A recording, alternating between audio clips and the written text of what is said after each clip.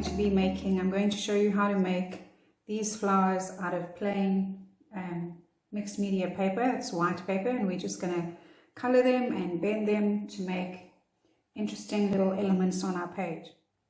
Right, while we wait for our pattern papers to dry, you can get the stamps. We need some stamps. Like I said, we need some stamps with some open areas. You need some mixed media cardstock, and you will need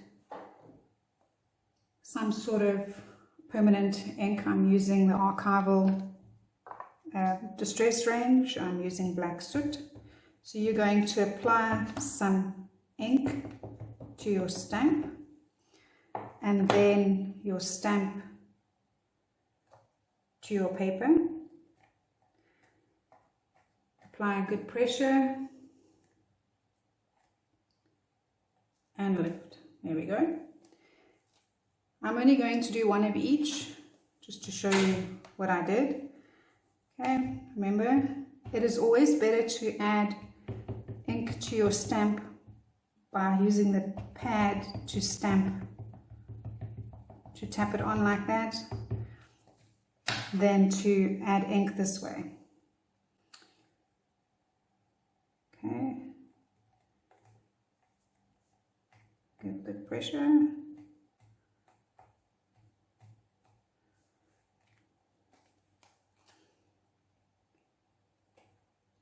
And then we've got this little guy.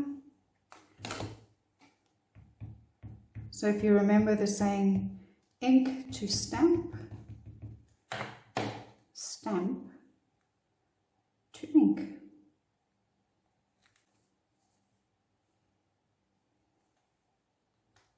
And then we need a leaf.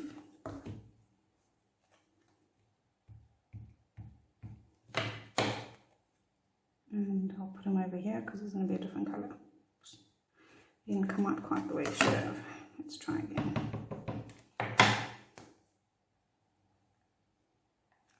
Better. Right. Once I've stamped, I'll just use a paper towel or a cloth just to wipe off any excess ink that may be on my stamps. And that's about all I do. Oopsie.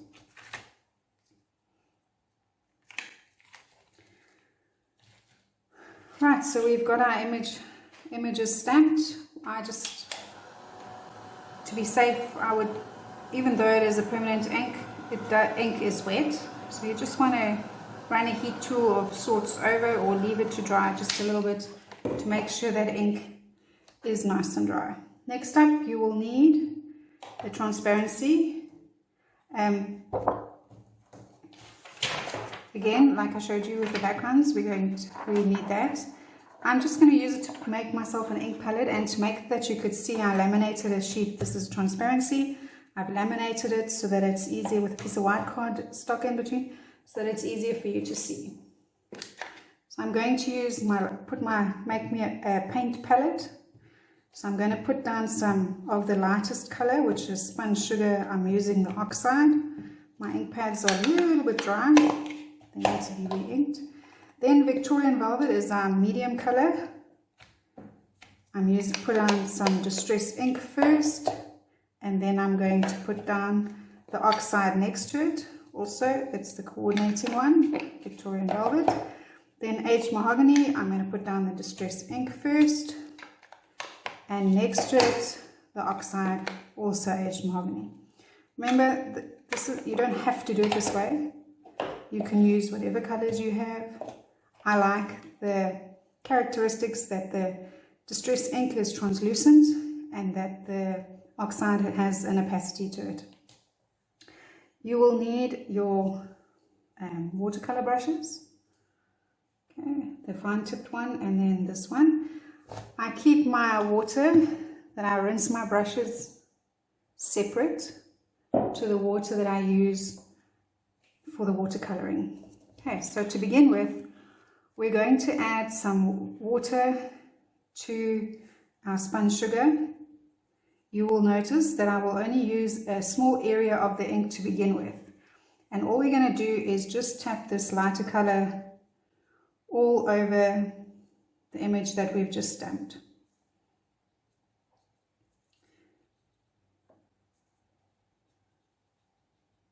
So I want to start with a light wash of the lightest color over the image. Doesn't matter if you hit a bit of the leaf, we will color that. It's not an issue. And the benefit of working on your image before you cut it out is that you can color out the lines and it doesn't matter. Okay, so I'm not going to dry this too much. I just want to get some of the very wet off. And I'd like to keep it work on a slightly damp surface. So I'm going to pick up some of the Victorian Velvet, the Distress ink, and I'm going to add a little bit of the oxide to it. And we're just going to tap that around the center of the flower. Just randomly. Remember, we're not perfect colorists or artists. We just want to add ink to the background so that it can look pretty. Okay? And if you are a colorist and a beautiful artist, you can add as much detail as you like.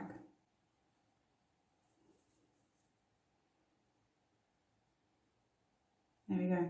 So just basically, I'm not covering the entire, it's not a solid color. I've just tapped on some of the color here and there so that they're like white spots. And I'm tapping the color on because it makes these little pools, which is really, creates a very nice effect, as opposed to if I paint the color on. Do you see, if I paint it on, that's what it's going to look like, as opposed to if I tap it on. So by pushing down, the ink pools here and there. And that's kind of the effect that we want to get with this. Okay. This time we're going to give it a good dry. Again, it doesn't have to be biscuit dry. We just need to get most of the moisture off.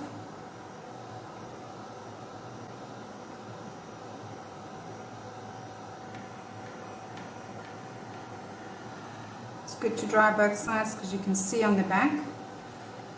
You can see exactly where it's still very, very wet. There we go, that'll do. So it's a little bit, it's still damp but not sopping wet. The next step, I'm going to work on this flower. I would like these reasonably pink. So I'm going to use some more of the spun sugar and I'm going to add that over the top of this. And then that's going to be it. I'm not going to really add much more color to this flower. I don't want it to be as dark as the others. You want because I want the flowers to have contrast. I want a dark flower, a lightish flower, and a medium colored flower. So remember, these inks are autoreactive, so if you want to get them doing good things, you need to add water. And we're going to leave it at that. Right, for this one, we want it to be a little bit darker, so we're going to add a little bit of the aged mahogany into what's left at the top here. So there's a little bit of Victorian Velvet left in the ink. I'm adding the two together, and I'm just going to, at the bottom, the base of this flower, just add ink like that and just leave it for now. Okay. Then with these ones, the same thing. I'm going to pick up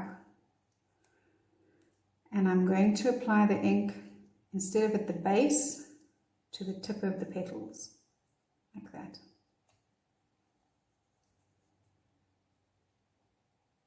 At the moment I'm still just working with the Distress ink.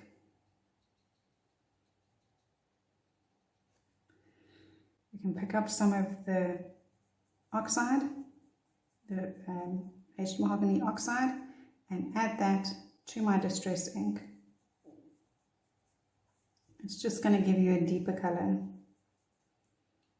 And we're just going to add to the tips again.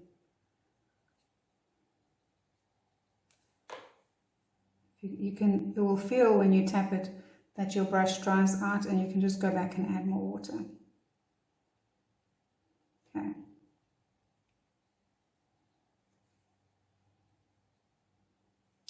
You see how nicely that started to dry? So we are going to add some color now to the tip.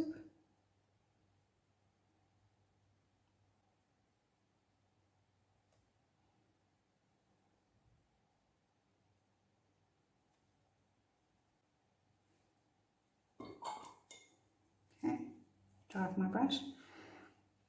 Where the water pools like this, you can use your brush just to pick it up. So if you put your brush into it, it will pick up any excess water and ink on your flower.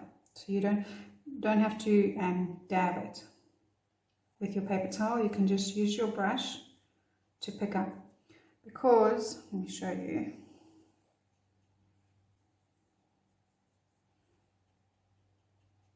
Okay. Give you two examples. Right. If I go in with my brush and pick up the excess water, I can control where I pick up water. If I go in with my paper towel to pick up water, that's what happens. Okay.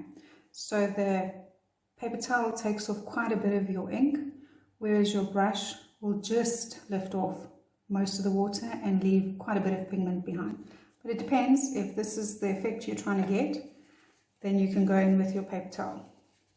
So if we go in now and just dab off any excess water and ink, that will come off the flower. Right, and give that a dry.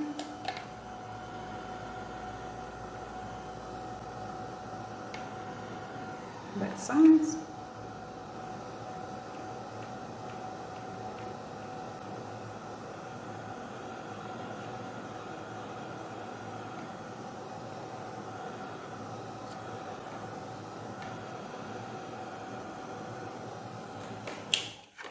Then give that a little bit of time to dry. I'm going to blot up the excess spun sugar, and I'm going to put some more down because we're going to need that again.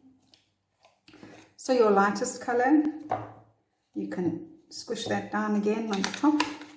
Remember, never push your inks into wet ink. Always just mop up the water and then apply the ink. Right, so while we're waiting for those to dry, we can quickly do the leaves. You're going to do it the exact same way. You're going to put a little bit of ink on your acetate, pick up some water. Again, you'll see I'm not wetting it all, just a little bit, and we can apply by tapping on the ink that first little color wash layer that goes on. And again, remember, if you put on too much water, use your brush, the tip of your brush, to pick up any excess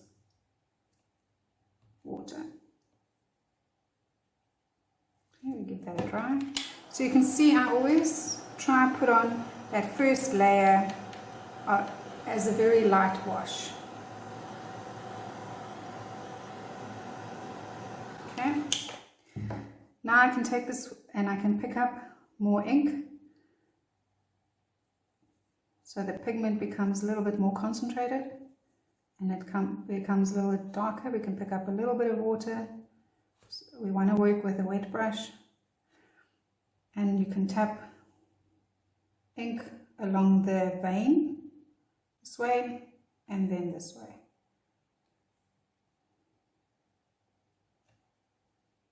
Let that dry.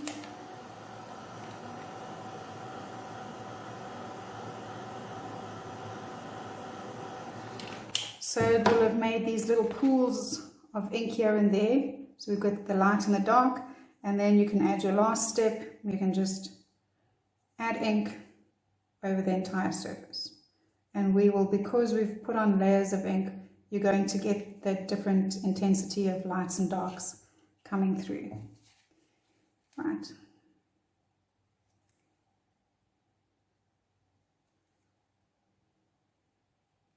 There we go. So we'll leave that one to dry.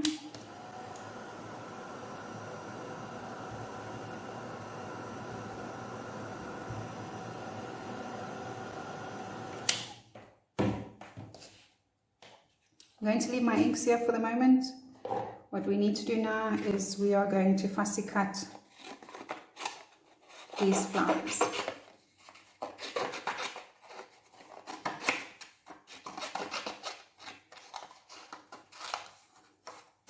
And we can cut out our leaf while we're at it. So to fussy cut, it just makes it easier to have a piece of paper in your hand, a smallish. Cut it out as close to the image as possible, then to try and manage a big piece of paper.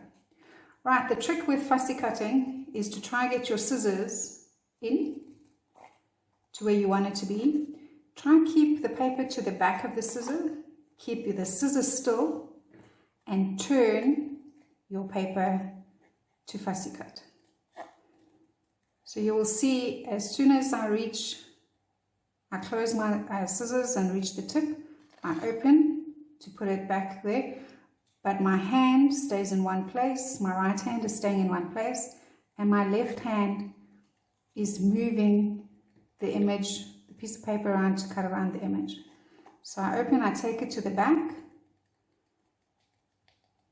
and if you wiggle your paper slightly while you're cutting, you don't get a very sharp edge, and it looks a little bit better than if you just cut straight. This is much easier, and it allows you to cut slightly more accurately than if you crunch your scissors up and down and move your scissors instead of the paper. Do you see my hand has to go up and down, up and down, up and down, up and down? Whereas now I keep it still. My right hand works a lot less harder by holding the scissors in one place and moving the paper. And there we go.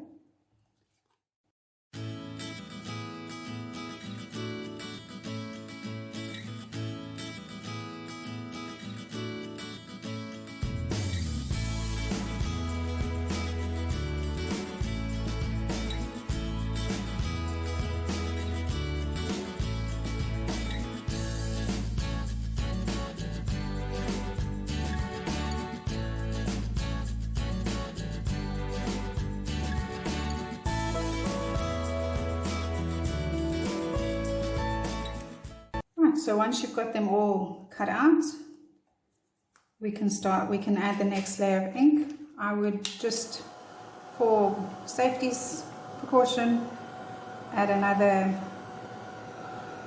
just make sure that they are dry. Right, let's start with this one. We are going to add that last layer of ink. I'm going to add a little bit more of the spun sugar. It is a light color, so it needs to be built up. And I'm going to add a little bit of spun sugar with a tiny little bit of the Victorian velvet. Get it like that. And just add that in the center of the flower.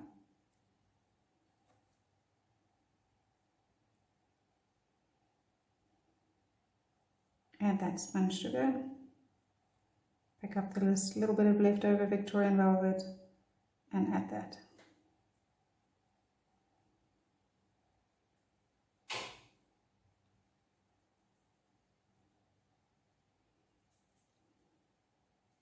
Some spun sugar.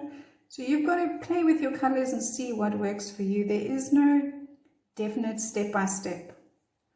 For the light one, I've alternated between working with the light color and the medium color, whatever you've chosen, and I've used that to build up layers that I think that make me happy.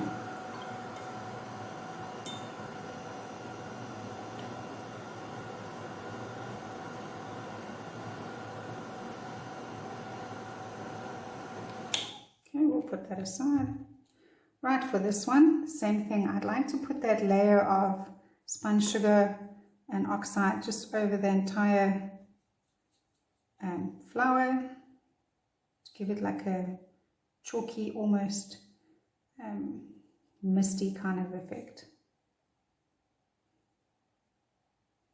And I'm again just tapping it on the color on here and there, and with it being wet you won't really see, but as it dries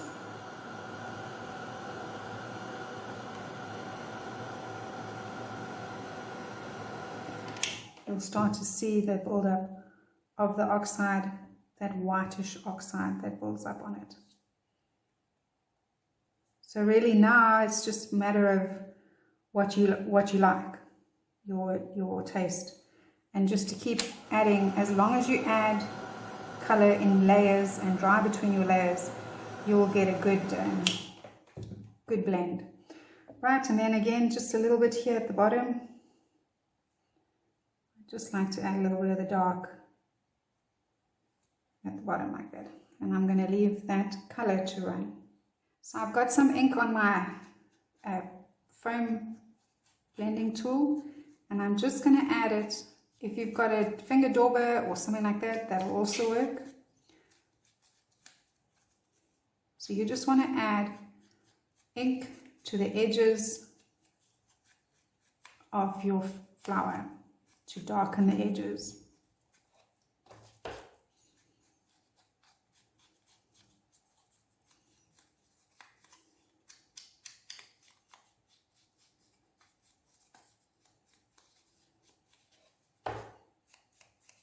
And this will help you get a little bit more intensity of color onto your flower.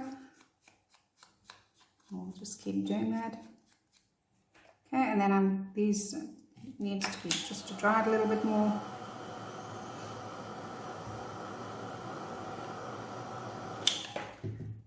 And I'm going to do the same here, just add a little bit of ink to the ends of the flower, just to give it that little bit of dark here and there. I'm using the corner of the blending tool if you only have the rectangular ones. Okay, you can even pull them, the color down onto the lines like that. There we go, leave that to dry. Okay, you will need your fine brush. I'm going to dip it in the water and pick up some of the color here so that I have some ink on my brush. It's not sopping wet. If I paint here, you can see it's not there's just enough water on there.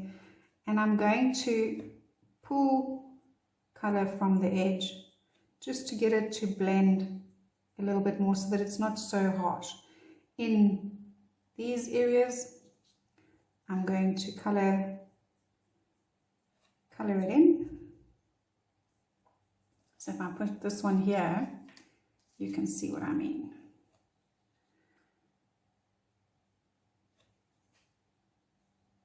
I just want to get the intensity of the shades, and because I've put ink on the edges, I can use this to pull color,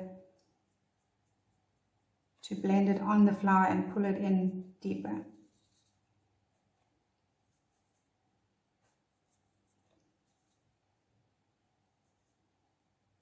Like I say, as you paint, you will feel when your brush runs out of water. You will feel and you will see that the ink is not smoothing on the way you want it to. And you will need to add a little bit more water to your brush.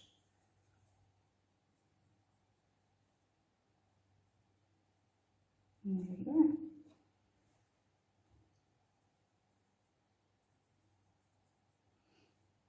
You can then use your brush to draw the lines.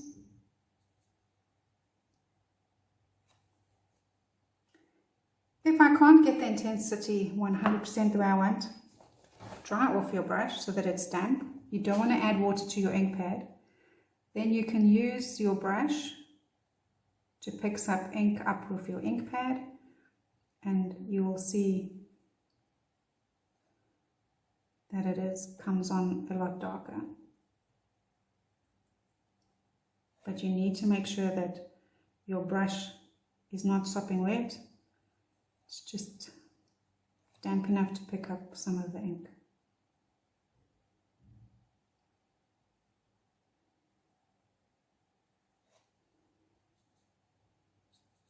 And then just blend that ink that you've managed to get on the extra color, blend it out.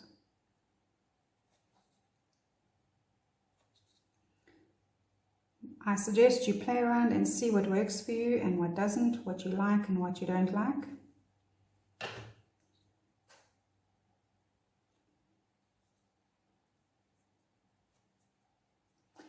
Okay, give that a dry. Then the last step, because I want my centers to stand out, this little bit of spun sugar that's left behind with a little bit of the Victorian velvet, I will dab on the center.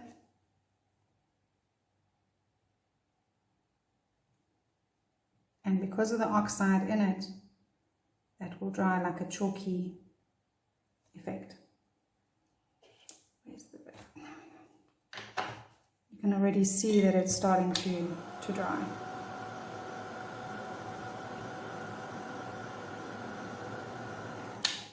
Okay.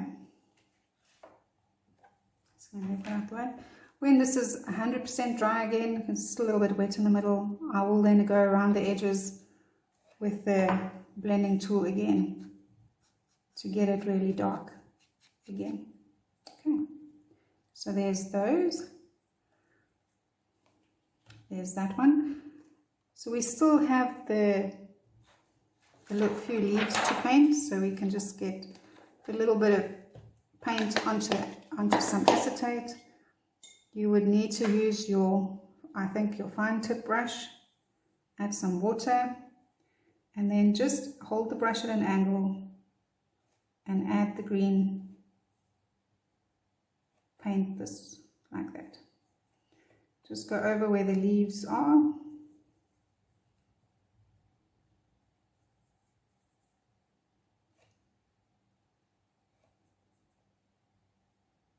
Give that a chance to dry. And then even with this one, we want the stem, even though we're not really going to see much of it, we'll just add a little bit of the green to the stem.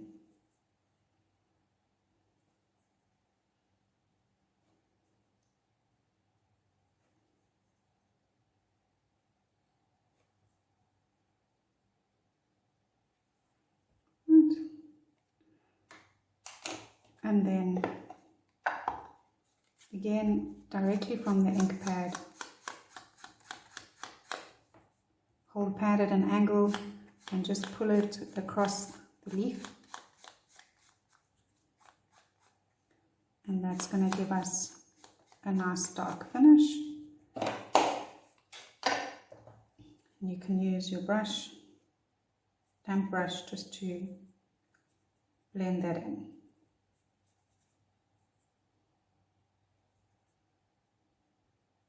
And there you go.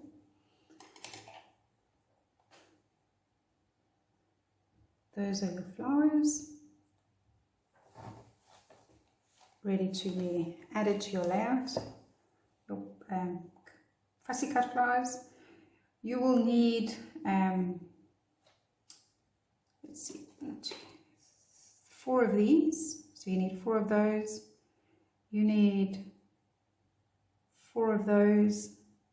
You need about 5 of those, about 8 leaves, and then these little ones that you punch out, they are also just inked. I've just inked the edges with the blending tool. I've just put a little bit of ink on like that.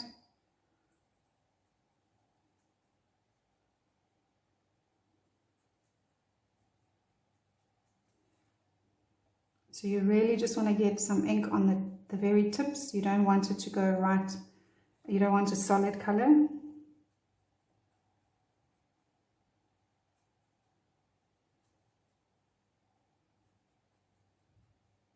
Okay, like that. And then you can bring your ink palette back. And again, with your fine brush, pick up what's left of the, oops, I didn't clean it. Pick up what's left of your spun sugar and just tap it over. Oops. That was not my intention. Just tap it from the center of your flower out.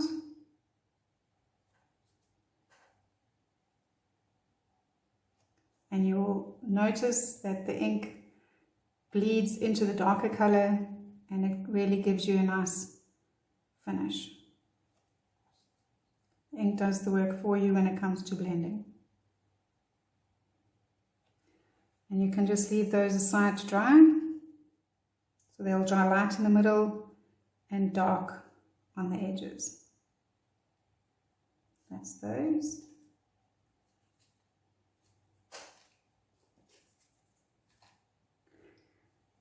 Right.